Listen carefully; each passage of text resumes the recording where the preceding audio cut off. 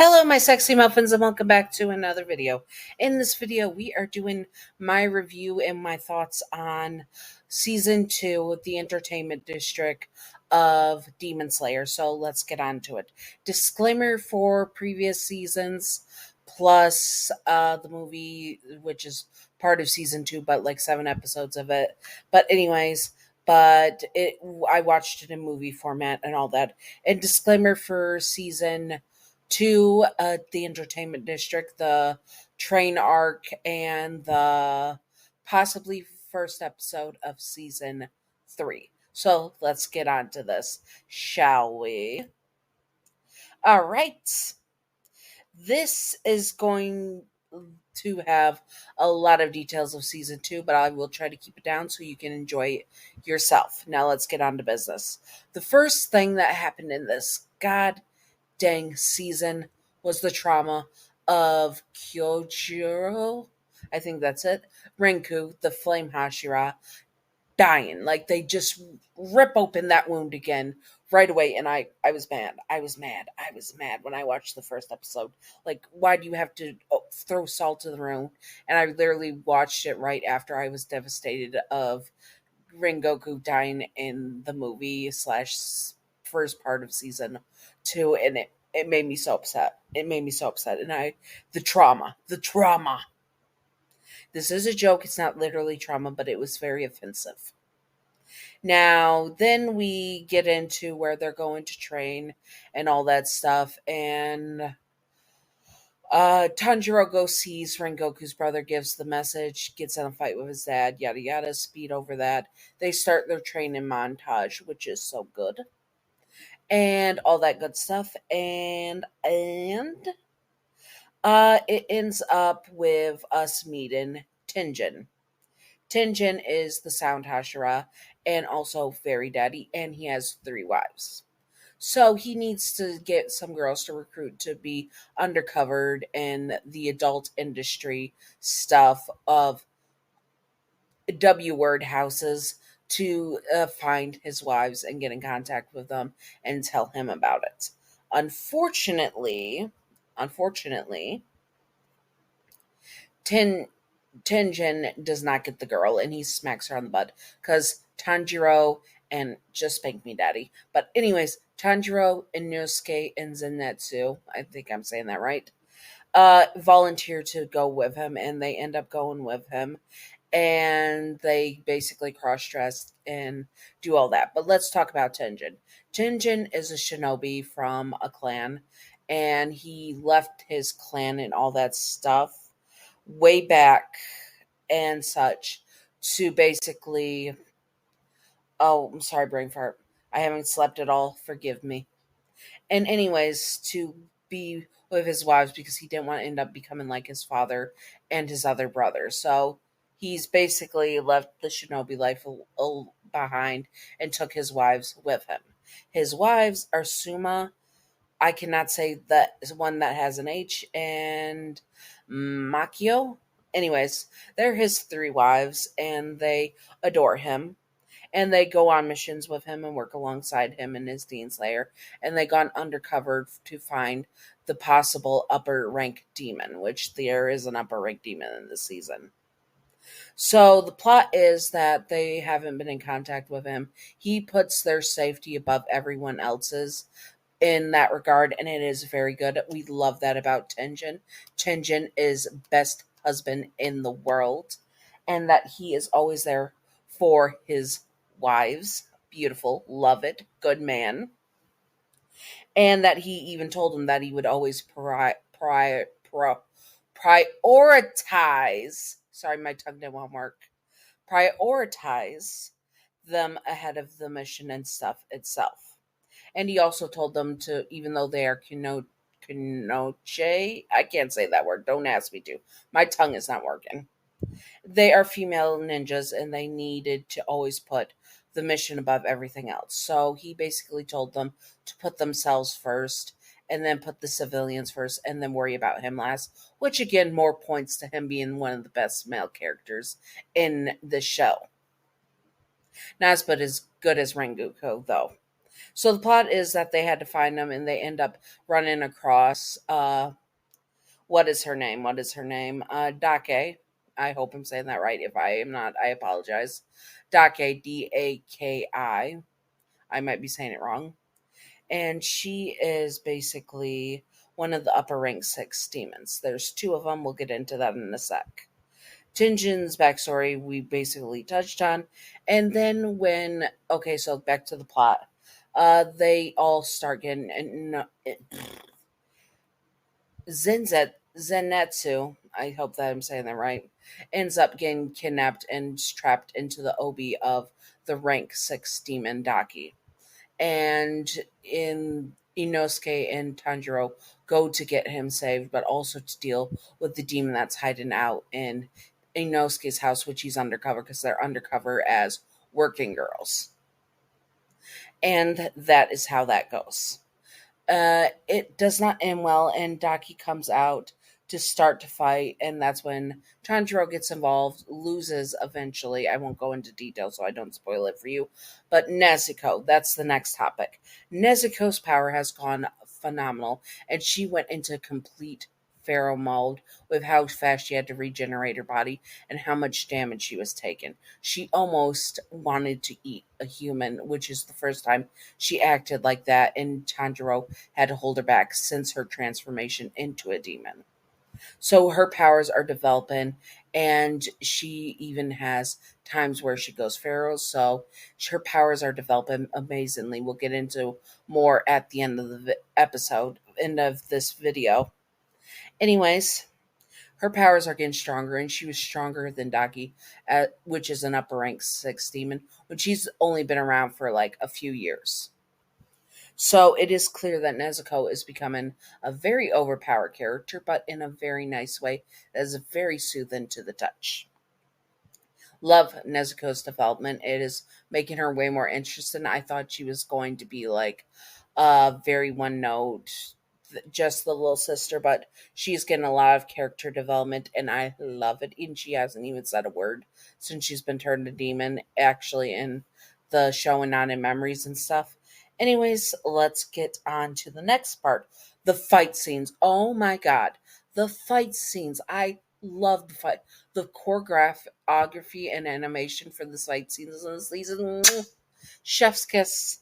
It was beautiful. It was gorgeous. So gorgeous. Anyways, so I loved the fight scenes. I love them so much. It was not too much. It was not too little. It was perfect. I can recommend the fight scenes at the end of this season very much.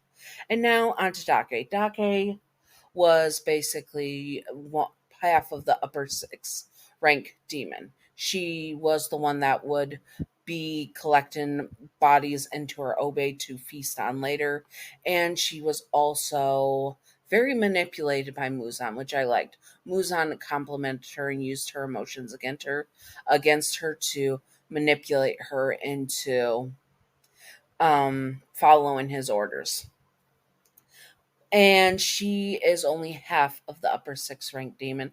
And when she got her Obi back, she became twice as strong, and she became even stronger, but still not strong enough. We'll get to that in a sec.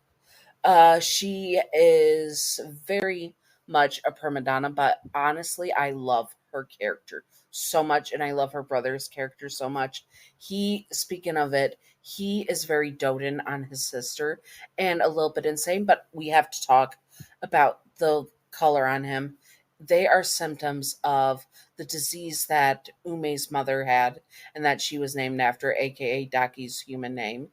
And it is actually most likely the disease syphilis, which by the markings that I'm going to go with that, Gataro has, Daki's brother has in his human life and carried on to his demon life a bit, is that it was the symptoms of syphilis that he had as a child, and he was mocked for it. He most likely got it from being in his mother's room where she was when she had syphilis, and it is the past, so they couldn't treat it.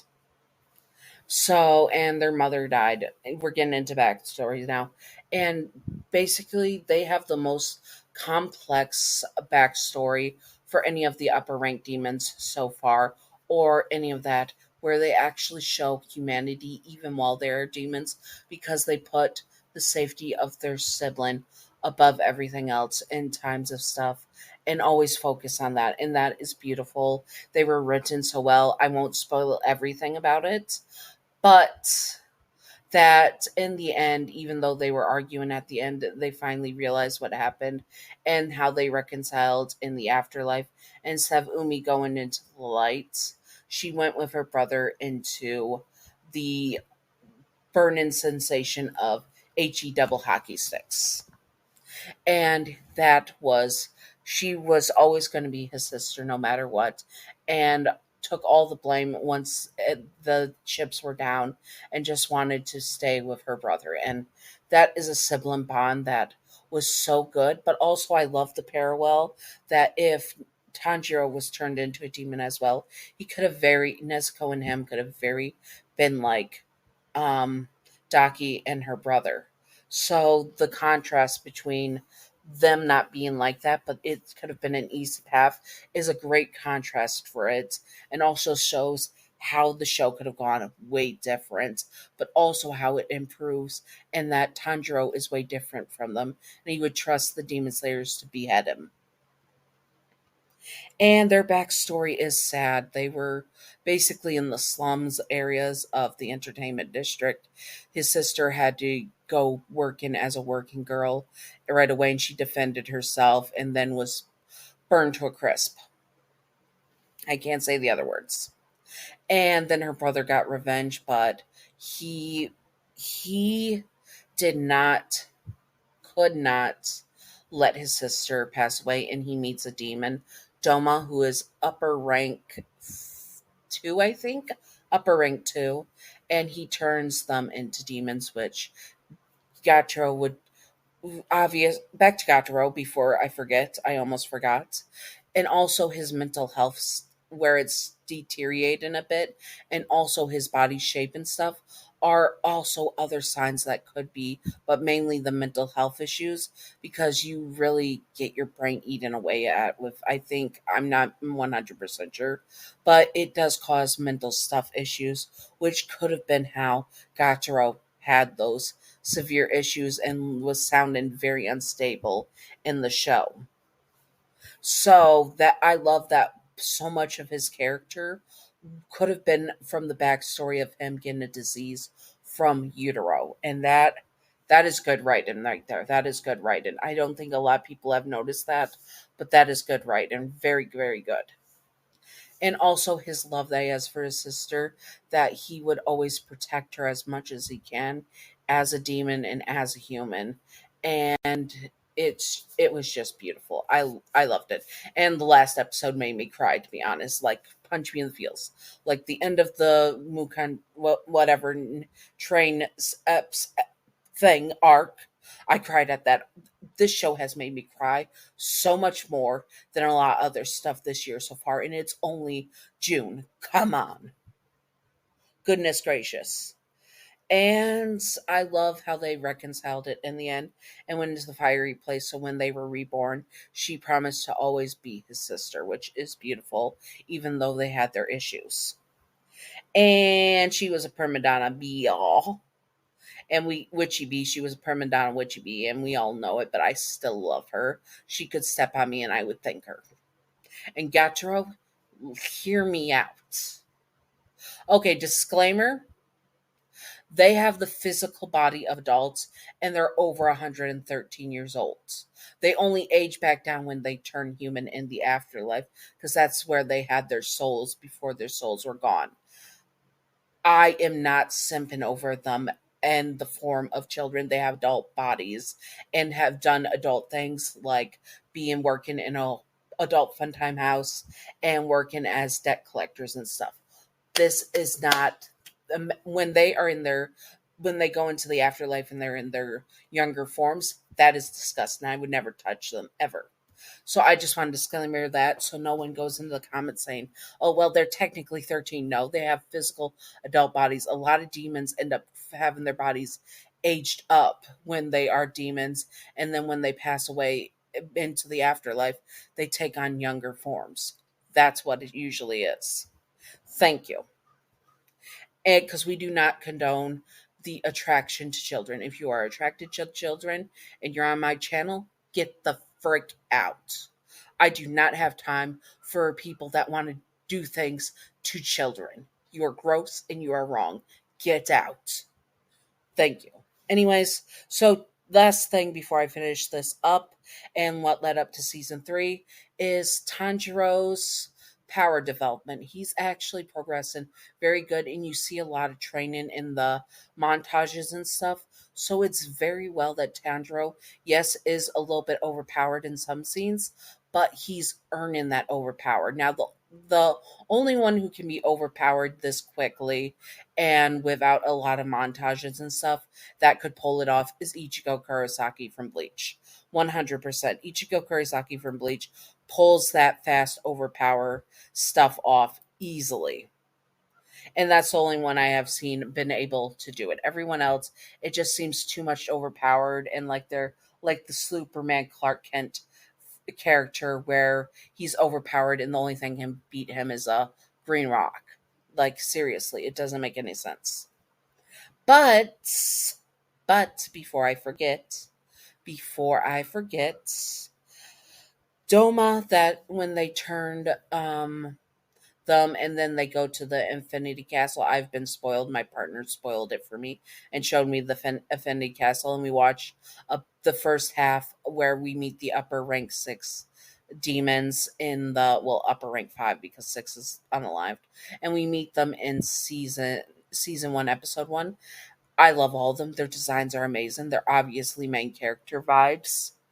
And I won't spoil that because haven't not watched a lot of season 1. I watched some of episode 3 and some of episode 1, but I do not fully what's going on in season 1 yet. So no spoilers.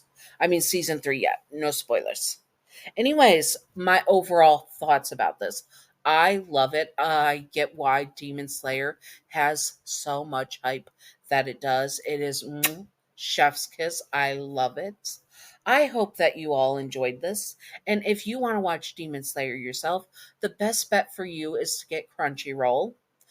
If you get a premium account, you can have at least 3 different account pages. Like I have me and my younger sister, who will remain nameless, on my Crunchyroll, and we have both of our things separate on different accounts, and it can be used in multiple households, up to 2 devices at a time. I think I might be wrong on that, but it's only $9.99 for premium, and you get ad free, and you get the multiple accounts on premium, I think, which is worth it if you have multiple families and you don't want people to frick with your algorithm. I understand that. Anyways, I hope that you all enjoyed this. If you would like to see me review more stuff and watch more stuff that you want me to see and want to see what my thoughts are on it when I finish it, I literally finished this like at 12 a.m. last night, now 8 a.m. I had things to do, but you know. Anyways, I hope that you all enjoyed this.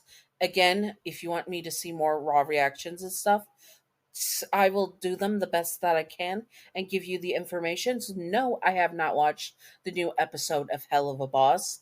I will watch it as soon as possible. Just things have come up and I want to watch it with my partner. Is that a crime? And I will give you my raw reaction after I watch it and gush about it with my partner. I don't know when that will be, so put a pin in it. Anyways, stay sexy, all my sexy muffins. Happy Pride Month and happy early Father's Day, because tomorrow is Father's Day.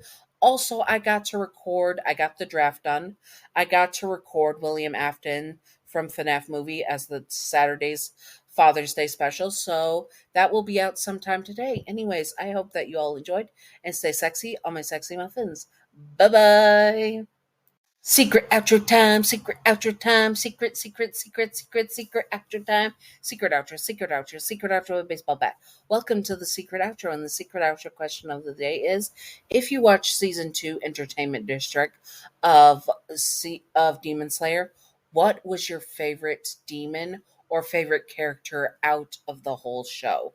Honestly, my favorite character out of the whole season of just these characters is definitely Daki and Gotaro, but Gotaro is my favorite demon of all the demons so far shown in the show, even over Lord Muzan.